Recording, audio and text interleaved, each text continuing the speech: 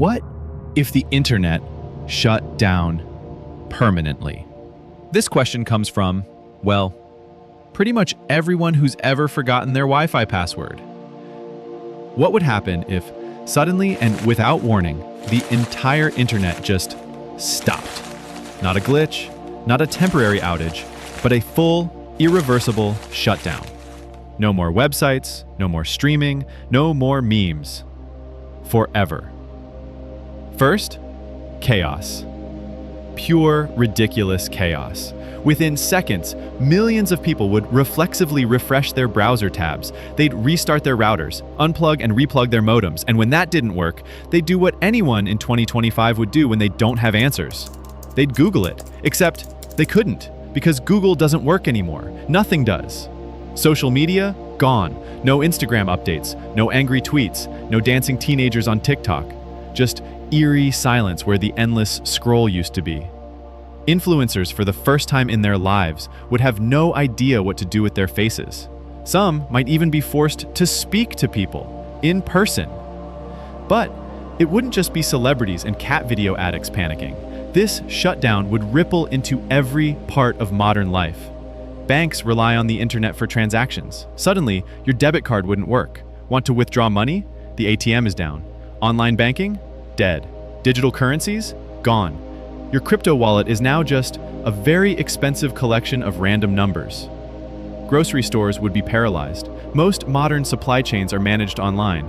That avocado you didn't really need but were going to buy anyway, it's still in a truck somewhere because the tracking system crashed. And that truck driver, he can't navigate because GPS is offline. He might even try using a paper map. Somewhere, in the chaos, a teenager sees one and gasps.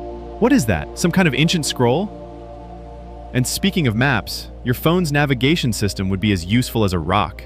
You'd get lost 5 minutes from your house. People would start stopping strangers to ask for directions. Imagine that. Human interaction, on purpose.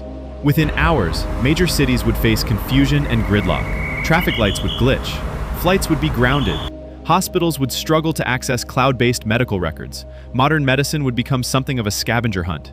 We think you had surgery in 2018, but the file's gone, so surprise CT scan? But the weirdest part, after the initial panic, some people would start to relax.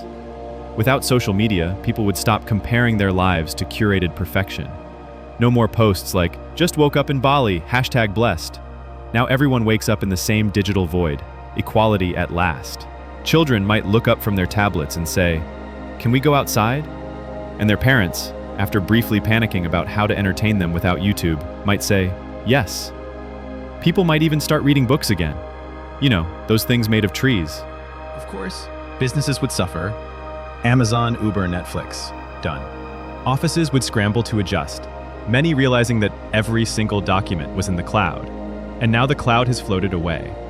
Productivity would nosedive, meetings would be canceled, and for a brief moment, the world would breathe. No more emails. No more, can you hop on a quick call? No more Slack messages at 11:45 p.m. But then something interesting would happen. We'd start rebuilding.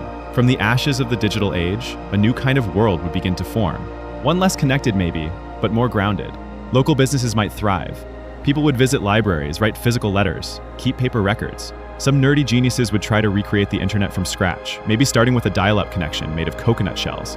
Others would form underground networks, a new digital black market powered by salvaged code and ancient servers. Eventually, communication would evolve. Maybe people would go back to radio.